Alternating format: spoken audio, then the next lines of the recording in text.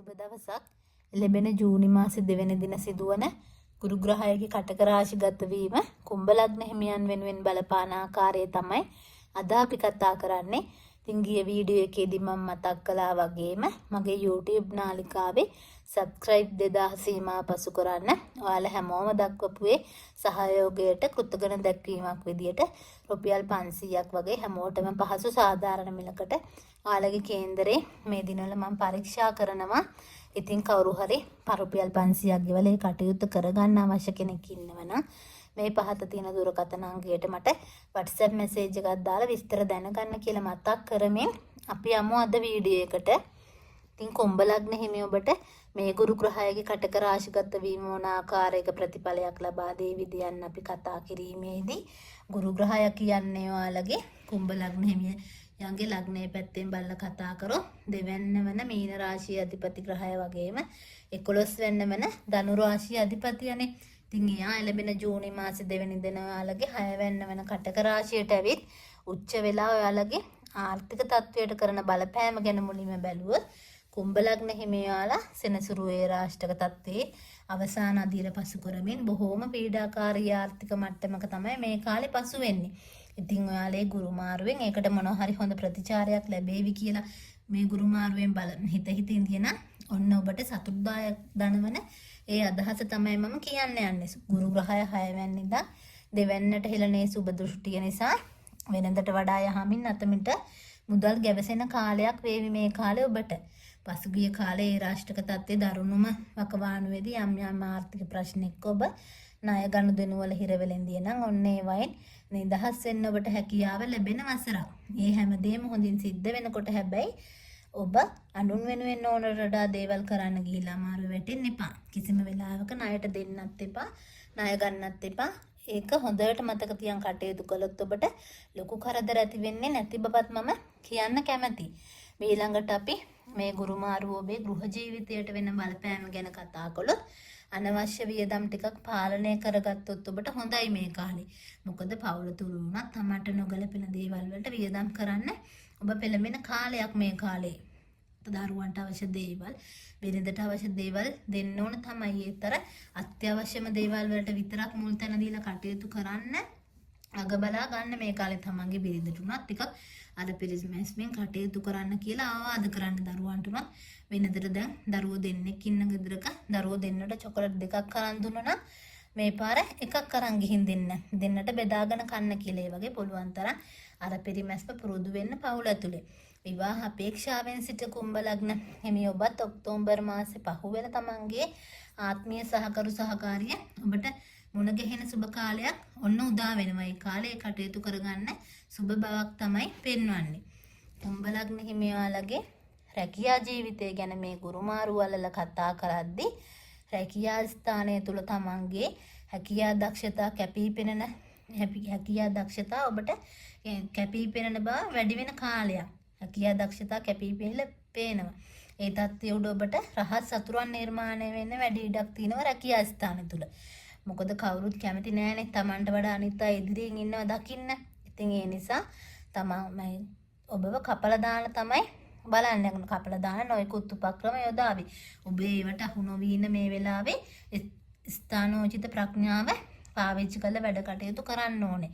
විශේෂයෙන් රැකියා ස්ථානය තුළ තමන් වැඩ කටයුතු කරන අනිත් අය සම කටයුතු කිරීමේදී අනවශ්‍ය තර්ක විතර්ක වලට යොමු වෙන්න එපා. තමන්ගේ දේවල් විතරක් කරලා රාජකාරීන් නිමා වූ පසු එතනින් පිට වෙලා යන්න කාගේවත් දේවල් හොයන්න එපා. අනුන්ගේ අඩුපාඩු හෙව්වොත් තමයි ඒවට ආපස්සට ඔබට ඒවම නරක විදියට බලපාන්න හැකියාව තියෙන. ඒ නිසා තමන්ගේ පාඩුවේ ගමන යාම තමයි මේ කාලේ ඔබට හොඳම සහ එකම විකල්පය වෙන්නේ. ඉතින් ඊළඟට අපි බලමු ගුරු මාරුව කුම්භ ලග්න හිමි ඔබගේ අධ්‍යාපනයට කරන බලපෑම ගැන කතා කරන්න. ඔන්න ඉගෙන ගන්න දරුවන්ට නම් ඉතා සුබයි මේ ගුරු මාරුව. මොකද හොඳ තරඟකාරීත්වයක් දරුවන් අතර නිර්මාණය වෙලා එකාට එකා නොපරදින විදියට ඒ අධ්‍යාපන කටයුතු වල නිරත වෙලා තරඟ විභාග ආදියෙන් හොඳින් ජය ගන්න හැකි කාලයක් මේ කාලේ. ඒ වගේම ක්‍රීඩාංශයේ වුණත් මේ විශිෂ්ට ජයග්‍රහණ කුම්භ ලග්න හිමි ඔබට අත්වෙන වසරක් විදියට මේ වසර හඳුන්වන්න පුළුවන්. අවසාන වශයෙන් ඔබේ සෞඛ්‍ය තත්ත්වයට මේ ගුරු මාරුව බලපාන ආකාරය කතා කළොත් ගුරු 6ට ආවා කියන්නේ ටිකක් ඔබේ ශරීරයේ මහත් වීම බර ස්කන්ධයේ වැඩිවීම ස්කන්ධයේ වැඩිවීම නිසා ලෙඩ එන්න පුළුවන්. ඒ වගේම අක්මාව ආශ්‍රිත රෝග, දිය වැඩියාව, කොලෙස්ටරෝල්, ඊළඟට සෙම් අමාරු ඒ වගේ දේවල් වැඩි වශයෙන් ඔබට එන්න බලන කාලයක් මේ කාලය නිසා ඒවට නිසි ආහාර පාලනය හා ව්‍යායාම වගේ දේවල් වල නිරත වෙලා තමන්ගේ පැවැත්ම සංවර කරන් කටයුතු කළ යුතු කාලයක් තමයි ඔබ.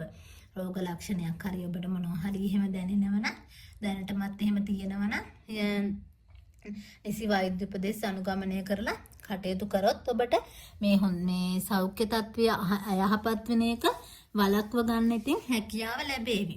ඉතින් ලැබෙන ජූනි මාසේ 2 වෙනි දින සිදුවන ගුරු මාරුව කුම්භ ලග්න හිමි ඔබට බලපාන ආකාරය තමයි අද ඒ විදිහට කතා කළේ. ඉතින් මම මේ සඳහන් කරපු පලාපල කුම්භ ලග්න හිමි ඔබ සියලු දෙනා වෙනුවෙන් සකස් කළ පොදු පලාපලයක් විතරයිනේ. මේ පලාපල බොහෝ දුරට ඔයාගේ උපන් කේන්දරයේ තියෙන ග්‍රහ පිහිටීම් බල දුබලතාවයන් ඒ වගේම ඔයාලා ගත කරන ඒ රාෂ්ටක තත්වයන් එක්ක අඩු වැඩි වශයෙන් වෙන්න පුළුවන්. මේව බලපාන්න පුළුවන් අඩු වැඩි වෙලා. ඒකින්ද අපි ඒව බලන්න අපේ කේන්දර පරීක්ෂාවක් පෞද්ගලිකව සිදු කරගන්න ඕනේ. ඉතින් මම මේ කියපු පලාපල වල ලැබීම් තත්වයට අසුබ වෙන විදියට කුම්භ ලග්නයේ ඔබ ගත කරන දැනට ගත කරන සෙනසුරු ඒ රාශික තත්ත්වය මගහරවා ගැනීමට කල යුතු පිළියම් ලෙස සෙනසුරාදා දිනවලදී සෙනසුරාදා දිනවල කියන්නේ සෙනසුරාදා දින උදේ 6ත් 7ත් අතර උදේ 6ත් 7ත් අතර මේ බෝධි පූජා පැවැත්වීම විශේෂයෙන් බෝධි පූජා පවත්වද්දී නිල් මල් විශේෂයෙන් නිල් මල් සහ මේ වෙනත් නිල් පාට මල් මේ අරගෙන බෝධි පූජා පැවැත්වීම මේ වගේ දින 7ක් කරන්න පුළුවන් නම් ඒක හොඳයි. ඊට පස්සේ ඒත් සෙනසුරාදා දිනවලම තමයි සෙනසුරාදා දිනවල නිර්මාංශ වීම ඒකත් හොඳ ප්‍රතිකර්මයක් මේ සෙනසුරු අපල දුරු වෙන්න.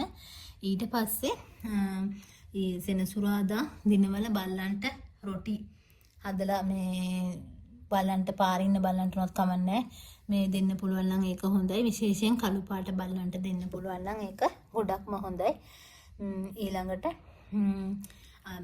දැන් ওই ආබාධිත අයට අසරණ අයට වගේ අයට පිහිටවීම ওই පාරවල් වල වැඩ කරන කට්ටියට එහෙම ওই මහන්සි වෙන මිනිස්සුන් වනින් සෙනසුරු නියෝජනය කරන්නේ. ඒ නිසා ඉතින් අර එයාලට ටික පාරේ දැන් වැඩ කරන මිනිස්සුන්ට ඒකක් අරන් දෙන්න බනිස් ගෙඩියක් අරන් දෙන්න. ඒ වගේ දේවල් කළා එහෙම මිනිස්සුත් එක්ක පොඩක් සුහද වෙලා කතා කරන්න පුළුවන් නම් ඒක ගොඩක් හොඳයි කියලා කියන්න පුළුවන්. ඉතින් මේ වගේ දේවල් කළා ඔයාලගේ තියෙන අසුබ තත්ත්වයන් මගහරවාගෙන කටයුතු කරන්න කියලා ඉල්ලනවා. ඉතින් මීන ලග්න හිමියන්ගේ පලාපල කතනෙන් හමු වෙනකල් එහෙනම් අදට සමුගන්නවා. ඔයාලා හැමෝටම සුබ දවසක්. ආයුබෝවන්.